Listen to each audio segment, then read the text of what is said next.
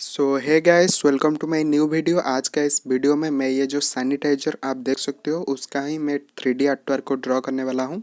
और वैसे ही ये मेरा न्यू ईयर का फर्स्ट ड्राइंग है। सो बहुत ज़्यादा इंटरेस्टिंग है, आप इस वीडियो के एंड तक ज़रूर देखिए।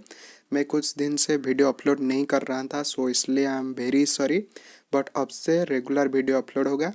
बस आप इस वीडियो को ज़्यादा से ज़्यादा लाइक कीजिए और शेयर कीजिए। इस वीडियो का लाइक कैम मैं रखता हूँ 100, आप कंप्लीट कीजिए और इस वीडियो को ज़्यादा से ज़्यादा शेयर कीजिए। आप जितना ज़्यादा इस चैनल को सपोर्ट करोगे मैं उतना ही अच्छा अच्छा आर्टवर्क वीडियो इस वीडियो में इस चैनल पर अपलोड करूँगा। सो आप वीडियो को लाइक कीजिए और शेयर कीजिए। सो चलिए स्टार्ट करते हैं।